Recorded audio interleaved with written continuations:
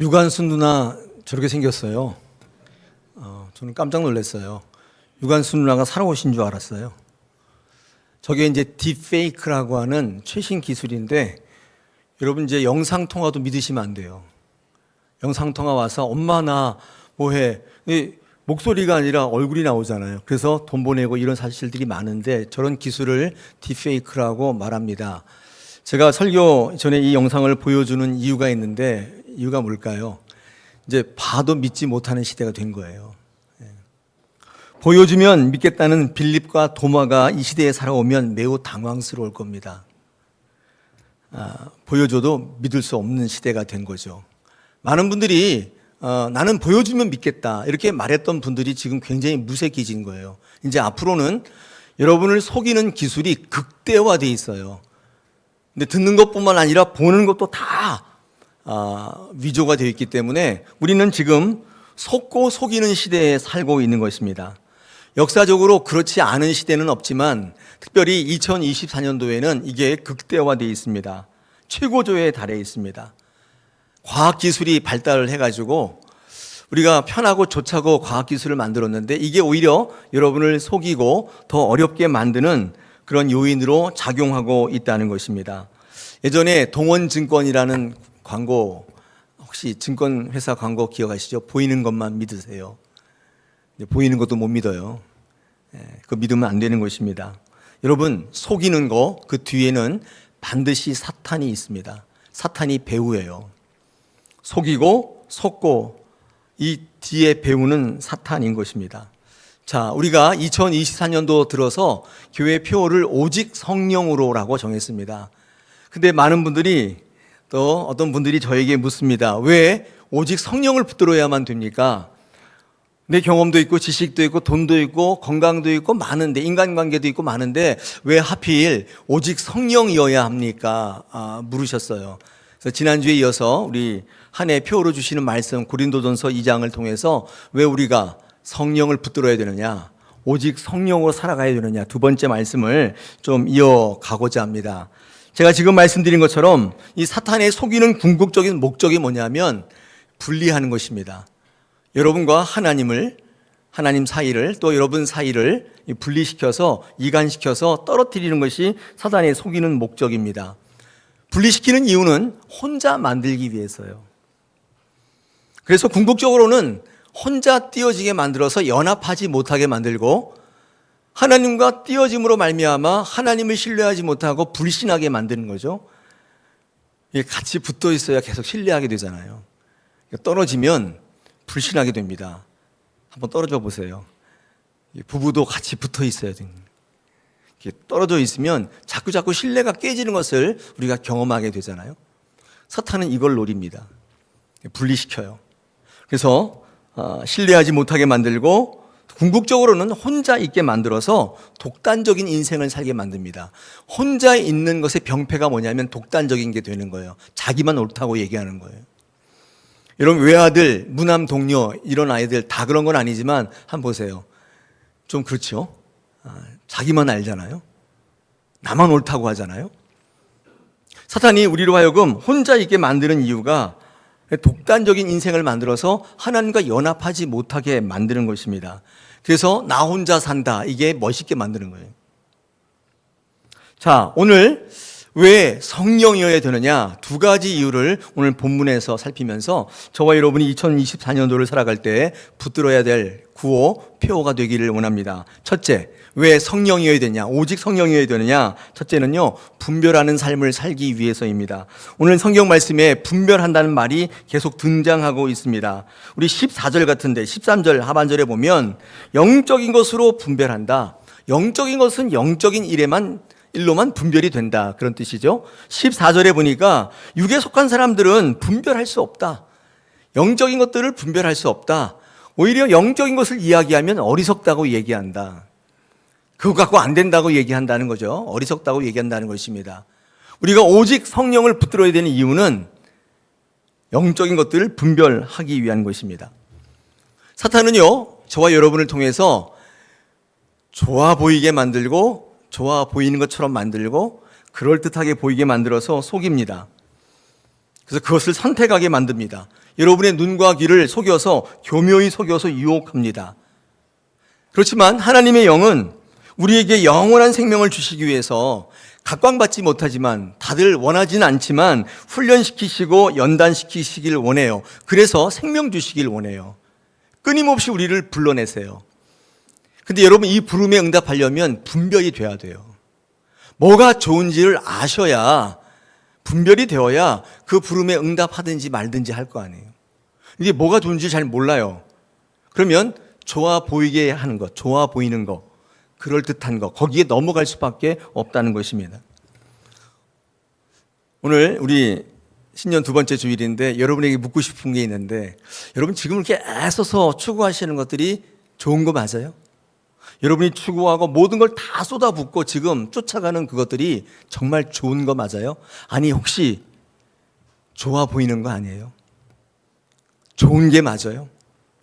여러분 혹시 속아 넘어가고 있진 않아요? 좋은 거 아닌데 좋아 보이는 것처럼, 먹음직도 하고 보암직도 한 것처럼, 그래서 지금 그거 헛된 꼴을 쫓고 있는 건 아닌지 한번 물어보십시오. 이 시간 제가 여러분에게 질문을 드립니다. 여러분이 모든 걸 다 쏟아부어서 지금 추구하는 그게 정말 좋은 게 맞냐는 거예요. 여러분, 로마서 8장 6절에 보면 육신의 생각은 사망이요, 영의 생각은 생명과 평안이다고 말씀하고 있습니다. 영의 생각은 생명과 평안인데 육신의 생각은 사망이라고 얘기합니다. 자, 그러면 이 두 개, 사망이나 생명을 얻으려면 분별이 되어야지.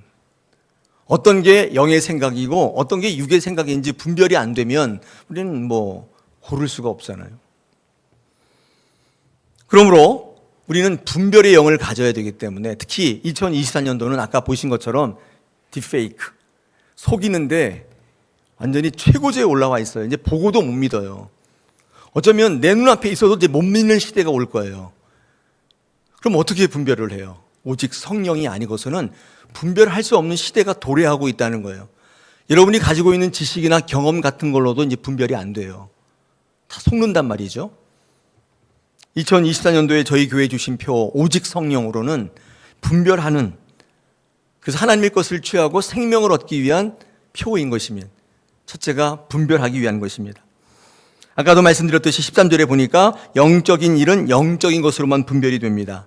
14절에 육에 속한 사람들은 하나님의 영을 받지 않았기 때문에 모든 영적인 것들이 어리석게 보이고 알 수도 없고 식별도 안 된다는 거예요. 그래서 이 성령의 사람이 아닌 분들이랑 대화를 하면 대화가 안 통해요.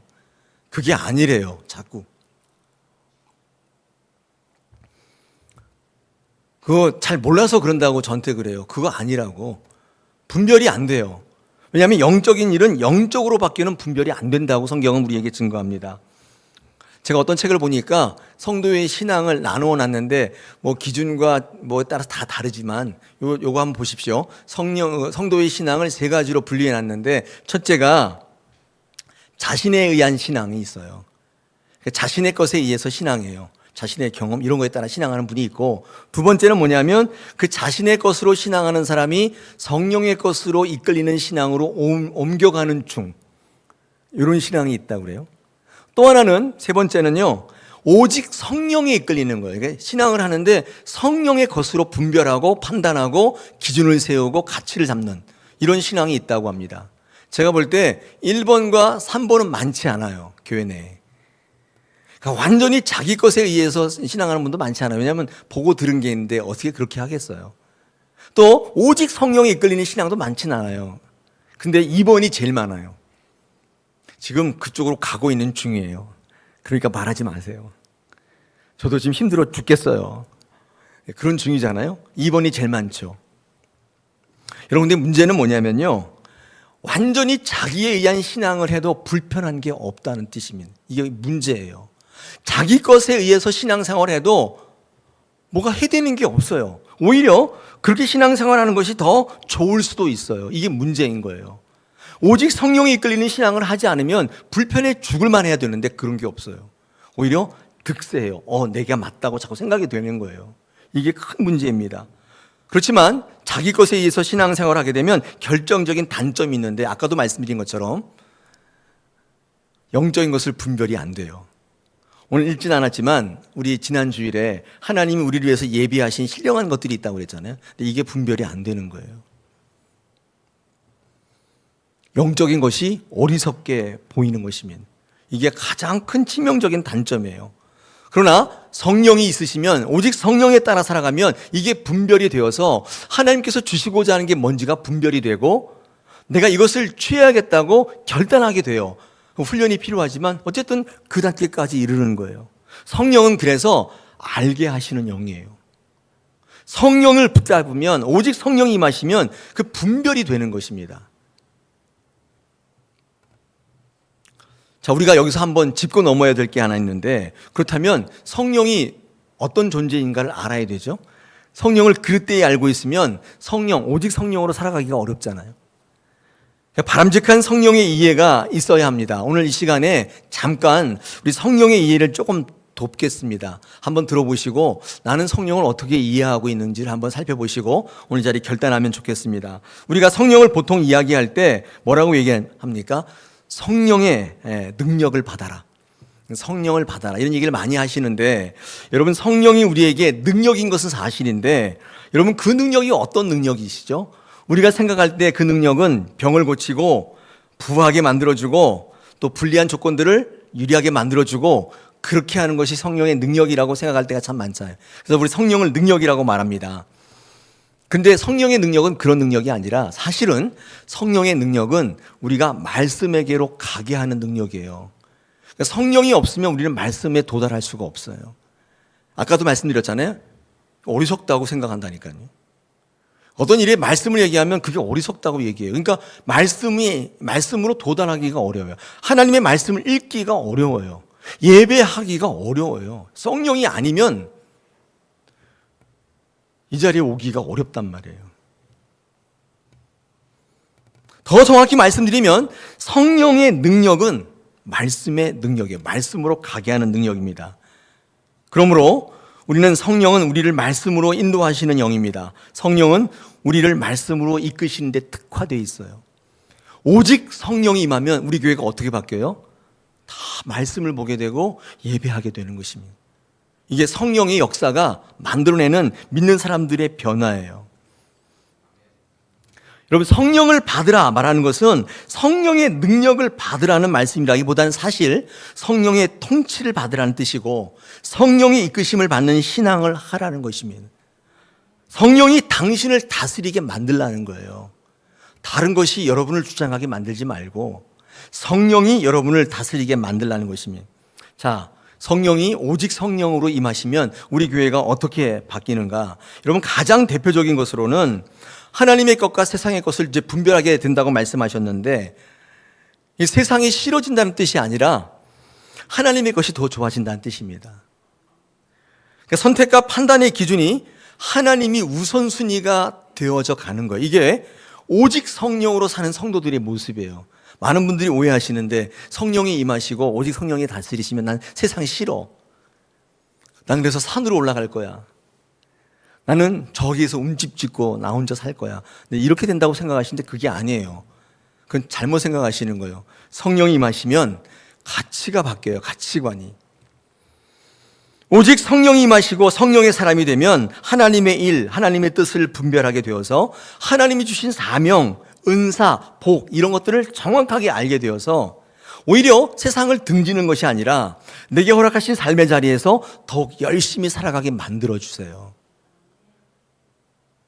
이것이 우리 성도 안에 큰 변화로 드러나기 시작해요.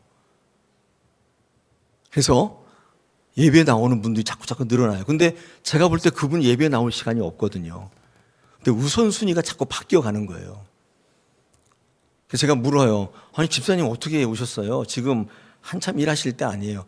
생각해 보니까 그거 조금 이따가 해도 될 것 같아요. 이렇게 생각이 바뀌는 거예요.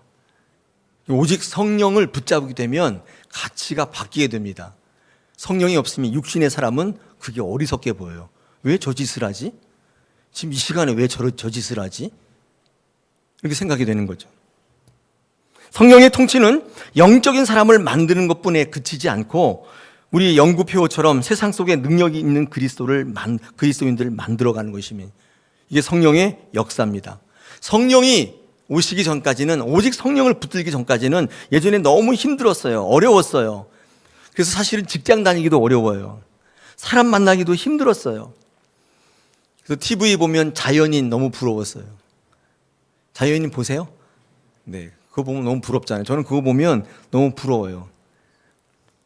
그냥 산속에 혼자 살았으면 좋겠어요. 그러신 분 손 들어보세요.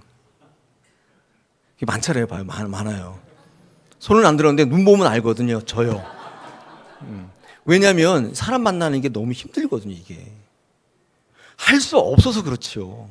할 수만 있다면 거기 뭐 움집 짓고 사는 거 뭐 그거 필요 없어요. 그냥 혼자서 자연 속에서 군불 떼고 뭐 부쳐 먹고 뭐 도라지 캐 먹고, 네.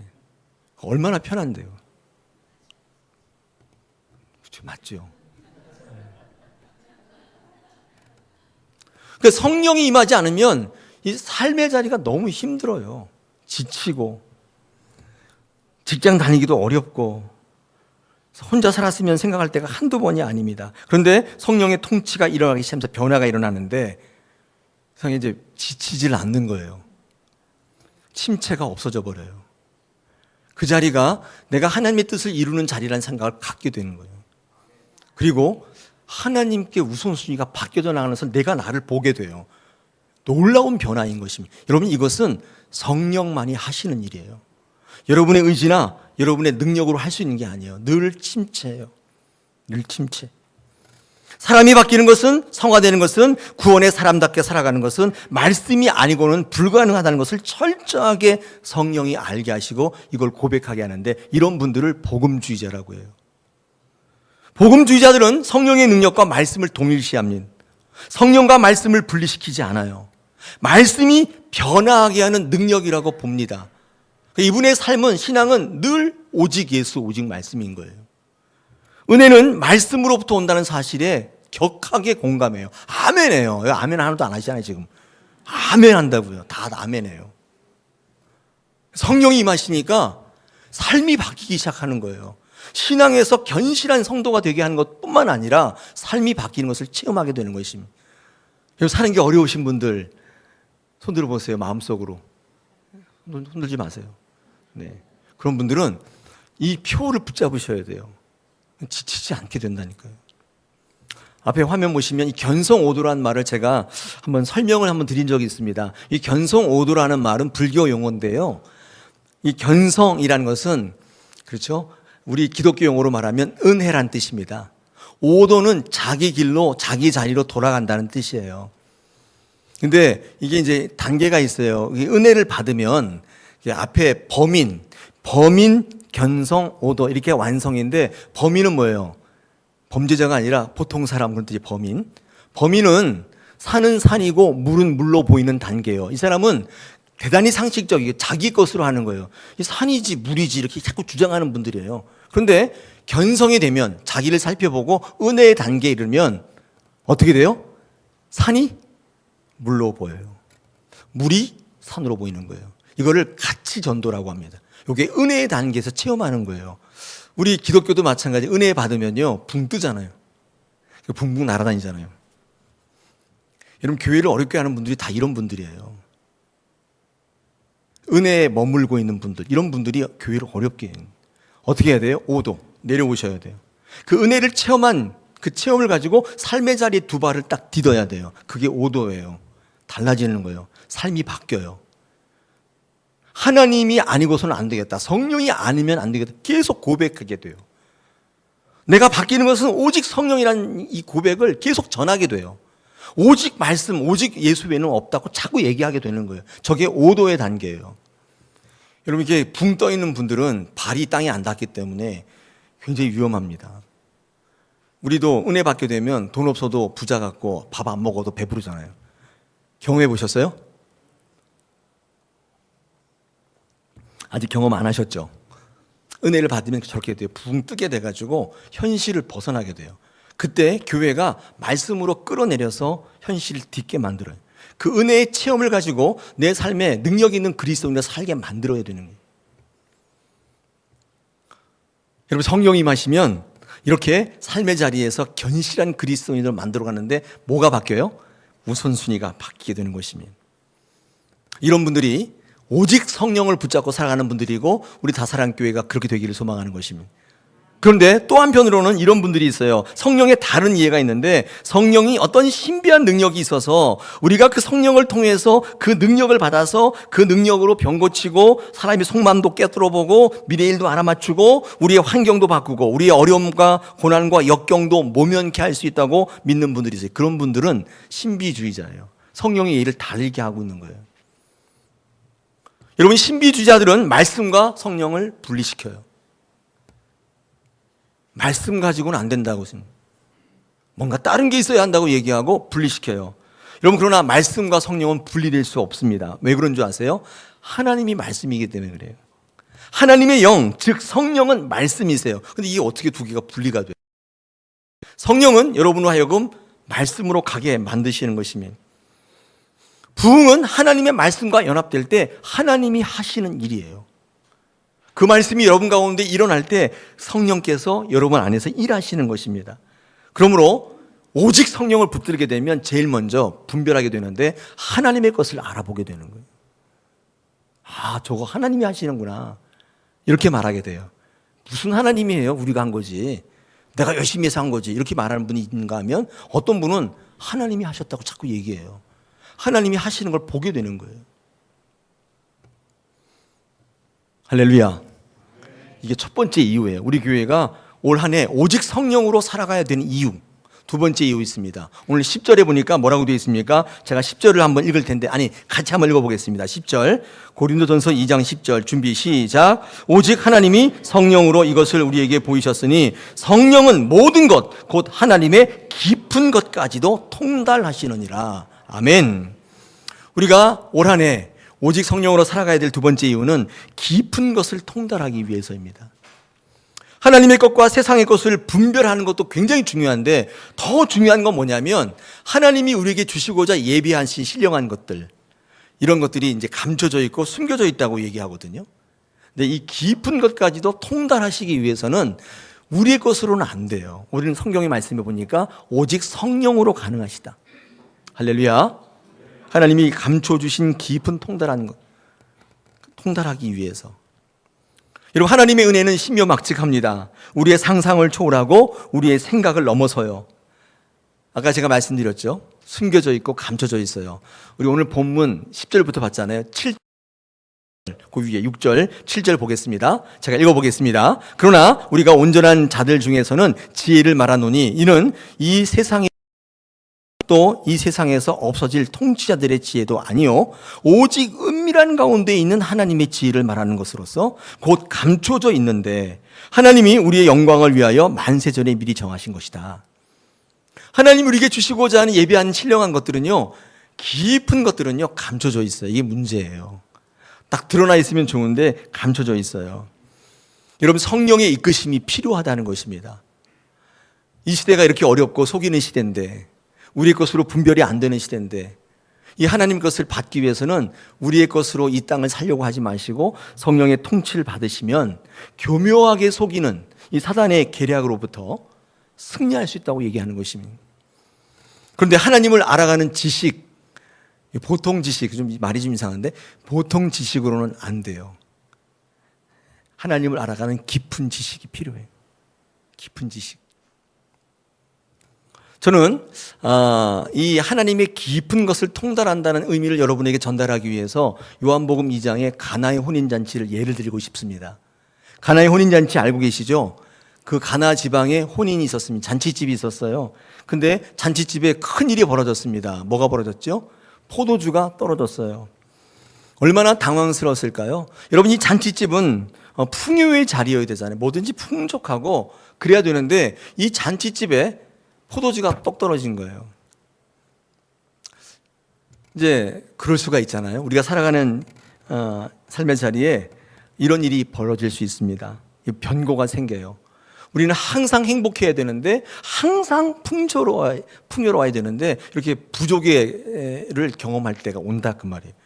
이 가나의 혼인잔치가 우리에게 주는 첫 번째 메시지가 그런 건데, 이 잔치의 자리에 포도주가 떨어졌다는 거예요. 이런 일이 발생할 수 있다는 것입니다. 여러분, 이때 이 부족과 결핍 문제를 경험하게 되는데 아마 우리의 삶에 떠나지 않는 문제일 겁니다. 부족과 결핍의 문제는 어떤 특정한 사람의 문제가 아니라 우리가 모두가 겪는 문제예요. 우리는 결핍과 부족에 시달리고 있습니다. 이게 우리를 힘들게 만들어요. 여러분, 그렇기 때문에 예수 믿는 사람들 가운데도 많은 사람들이 이 부족과 결핍의 문제에 시달리고 있으면서 계속 어떤 신앙을 이어가냐면 달라고 요구하는 거예요. 없으니까 그렇죠. 내 부족한 것에 결핍의 현장 가운데 채워달라고 계속 기도하는 것입니다. 이런 신앙을 이어가요. 어쩌면 당연한 거겠죠. 없는데 그럼 어떻게 달라고 해야죠. 이런 신앙이 나쁜 신앙은 아니에요. 달라고 요구하는 거. 그런데 제가 고린도 요한복음 2장을 다 읽지는 않았는데 가나의 혼인잔치 한번 읽어보세요. 거기에 이 부족과 결핍의 현장 가운데 달라는 요구만 있는 게 아니에요. 또 다른 요구가 있습니다. 그게 뭔지 아세요? 하나님께서 순종하라는 요구가 있어요. 그거 보셨어요? 그럼 부족하잖아요. 없잖아요. 그러니까 달라고 하는데 뭐가 잘못입니까? 잘못 아니에요. 그 정도만 해도 훌륭한 신앙이에요. 근데 하나님의 깊은 것은 뭐냐면 그 현장에 달라는 소리만 있는 게 아니라 미세하지만 하나님께서 너 내게 순종하지 않겠느냐는 목소리가 있어요. 요구가 있어요. 이것까지 통달하는 분은 많지 않아요. 필요하고 어렵기 때문에 달라는 얘기를 많이 하는데 그 신앙이 굉장히 위대한 신앙처럼 얘기하는데 하나님이 깊이 있는 것은 뭐냐면 너 그걸 얻고 싶으냐? 그러면 순종해야 된다. 이 요구가 거기에 있어요. 참 재미있는 것은 달라는 요구와 이 순종하라는 요구가 다른 게 아니라는 사실입니다. 결론이 뭐예요? 여러분 채우기를 원하시면 어떻게 해요? 순종해야 한다는 메시지예요. 이것까지 통달하시는 분은 여기 많지 않아요. 그래서 그냥 겉표면만 알고 계시는 분은 어떤 신앙이에요? 매일 달라는 신앙을 하는 거예요. 그래서 거기다가 뭘 얘기하시면 달라는 게 뭐가 잘못됐어요? 이렇게 얘기하면 잘못 안 됐어요. 제가 원하는 신앙은 거기에 멈추는 신앙이 아니에요. 그 결핍의 자리, 부족의 자리에 하나님께서 너 내게 순종하지 않겠냐? 그 목소리를 듣는 신앙까지 성장하셔야 돼요. 어떻게 해요? 오직 성령이 가능한 거예요. 성령을 의지하는 분은 그걸 알게 하신다니까요. 그래서 달라는 신앙을 잠깐 접고 헌신하고 순종하는 신앙에 접어들게 돼요. 그래서 얻게 되는 거예요. 사랑하는 여러분, 저는 여러분이 올 한 해 살아갈 때 이런 신앙에까지 성장했으면 좋겠습니다. 우리는 아까도 말했듯이 속고 속이는 이런 시대 가운데 분별이 안 돼요. 오직 성령이 없으면. 또 너무 부족해요. 결핍이에요. 이런 일들이 많이 있는데 이때 그냥 달라는 신앙으로 멈추는 것이 아니라 하나님께서 우리에게 요구하시는 순종의 요구를 듣게 되고 그 순종의 자리까지 이르게 되는 놀라운 신앙 되기를 원하는 것입니다. 성령이 없으면 표면적 신앙이 멈춰요.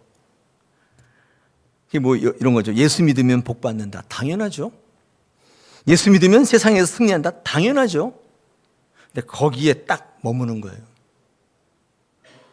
복을 생각하고 능력을 생각하고 이기는 것을 생각하는데 하나님이 순종하라는 메시지는 듣지 못해요. 오로지 이것만 가지고 신앙해요. 그 깊이를 알아가지 못하는 것입니다. 여러분, 하나님께서 여러분에게 알아가길 요구하시는 그 깊이가 뭔지 아세요? 시기와 우연입니다. 이거 앞에 보십시오. 전도서 9장 11절에 뭐라고 되어 있냐면 다음과 같이 얘기합니다. 내가 해 아래서 보니 빠른 경주자라고 선착하는 게 아니며 용사들이라고 전쟁에서 승리하는 것이 아니며 지혜자들이라고 해서 음식물을 얻는 것도 아니며 명철자라고 재물을 얻는 것도 아니며 지식인들이라고 해서 은총을 입는 것이 아니니 이는 시기와 기회는 그들 모두에게 임함이니라. 옛날 한글 번역, 개역 한글에는 시기와 우연이라고 되어 있어요. 여러분, 저 시기와 우연이 뭔지 아세요? 하나님의 때와 하나님의 방법이에요. 그게 깊이 있는 거예요. 여러분이 생각하는 내가 부족하고 내가 판단하는 때 방법으로 주시는 게 아니라 저렇다고 해도 다 얻는 게 아니라는 거예요. 하나님의 때와 하나님의 방법이 임해야만 얻는 거예요. 저거를 알게 하신다는 거예요. 뭐로? 뭐고? 오직 성령. 성령은 여러분이 하나님의 말씀과 연합할 수 있도록 계속 도우세요. 저는 우리가 그렇게 승리했으면 좋겠습니다. 할렐루야. 여러분, 오직 성령으로 승리하시기 바랍니다. 올 한 해 우리가 오직 성령을 붙잡아야 될 이유인 것입니다. 오늘 이 말씀을 한번 붙들고 기도했으면 좋겠습니다. 올 한 해 여러분의 삶 속에 하나님의 시기와 우연히 임하시기를 축복합니다. 여러분의 방법이 아니라, 여러분의 때가 아니라 하나님의 그 깊은 경륜, 우리 교회를 일으켜 세우시고 여러분의 가정을 일으켜 세우시고 여러분의 사업터를 일으켜 세우실 하나님의 그 깊은 경륜, 그것까지 통달하는 신앙 되기를 소망합니다. 오직 성령으로. 할렐루야.